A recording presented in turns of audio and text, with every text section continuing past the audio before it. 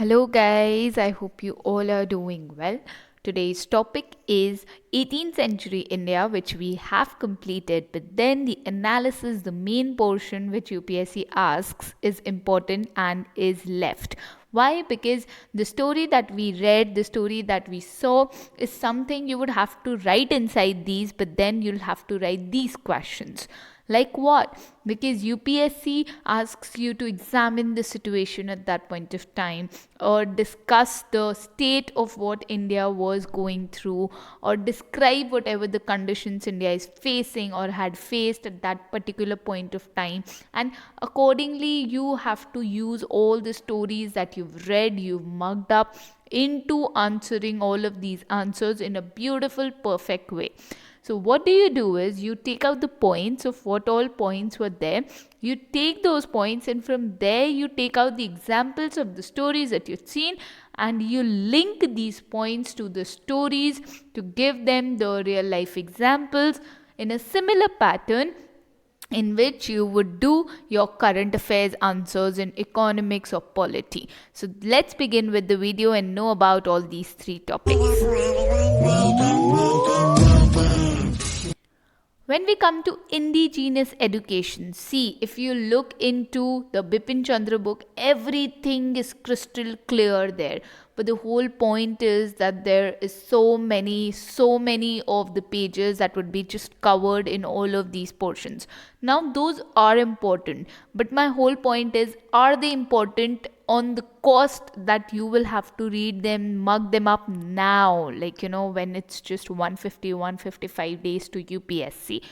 So do you really think that you would have to go read out from that portion? Instead of that, IB has made out small portions and it has brought to you all the one single pointers that you can just mug up or learn or at least know about and then proceed with it. So basically, when you look at the indigenous education that India had, you can write that yes, it was not completely neglected, but on the whole, it was defective. So, and it was also traditional, out of touch with rapid developments in West. So, 2 points we can take out from this: defective and traditional, that we have to see. Also, the knowledge was just confined to literature, law, religion, philosophy, logic, excluded the study of physical, natural sciences, and technology and stuff.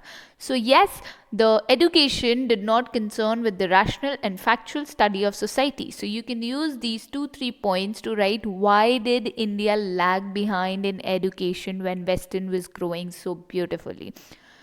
You can also put up the original thought were discouraged and the reliance placed on ancient learning. You will see how people in the 18th century were focusing on the ancient India history, the beauty of the religion there, the old systems and everything.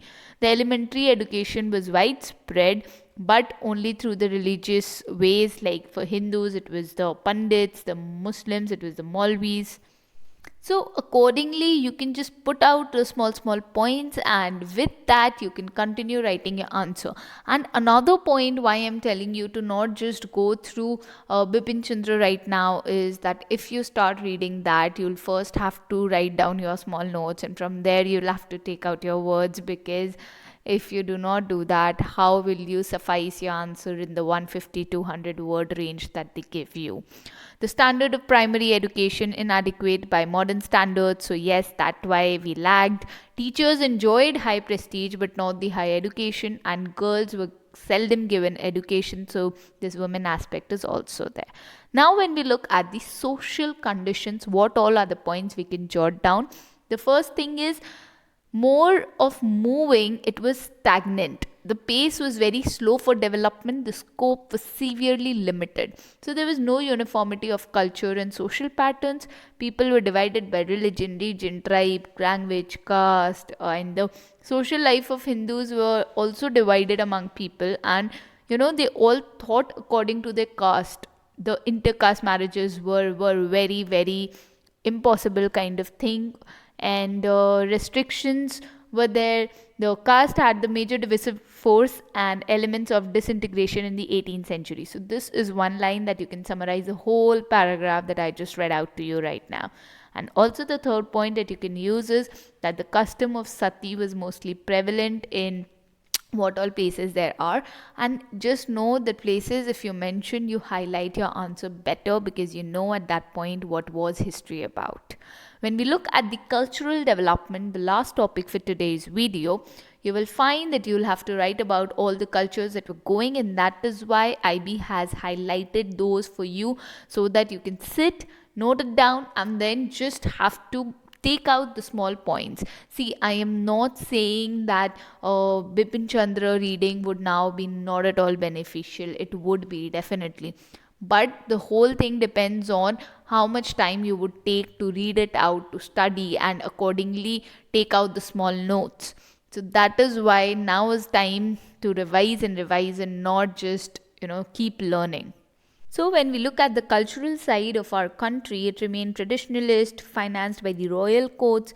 New schools of paintings were born. They achieved a distinction. Paintings of Kangra, Rajputana schools revealed new vitality and taste. Field of architecture was also there. You've given again an example. And also with the music, yes, it continued to develop and flourish. So, basically, culture was in a good state. Spread of Urdu language was there, revival of Malayalam literature happened, development of Kathakali literature, drama, everything. And also there's a palace with remarkable architecture. So this also you can use as an example to put up that yes, at that point of time, culture was in a better state than the education and the social things. But then the question there that I referred to for writing this answer was they were asking for the weakness also. So, weakness for the cultural development could be that yes, in the field of science there was nothing. So, accordingly, Indian mind was still tied to the tradition, the superstitious things. Indians remained ignorant of the science that yes, they can, achieve the industrial thing, the West, what they achieved, they could have achieved something similar had they not just stuck to the traditional methods but moved towards the science part. Also, Indian rulers showed little interest in Western things except for the weapons in the war. So, basically, just because they did not like it, they did not show interest, so they stopped investing. And since they did not pull up people, people couldn't be pushed. So, this is the whole basic category that you can use, and this is it with the video. Now, the whole thing that the gist that I would want to say for this video is that guys, you will never be asked about the question as what was the education condition in 18th century. And if even if you are asked about it, what you have to do is take these points and then the story that you've read in all that, what was the education status or anything like that, use it like the cultural part was used and accordingly complement your answer. Because most of the time what UPSC would ask you is what was the condition of education during the colonial era. So in that, 18th century is just a small part, a meager part. So just take good note of it. Just make sure that the points are at the tip of your fingers, even if the explanations are not, because what you need to remember are not the factors, what are the advantages and disadvantages in their points. That was what you did in class 9, 10, 11, 12, in your high school, in your college. Right now, what you need to remember is what are the advantages but in the current scene, or if you have history in that particular era, the particular example you need to put up. If you have figures, if you have data, if you have the current affair link, you get the marks. If you do not, you do not get the marks. So do not waste time on reading and taking out points. Look better.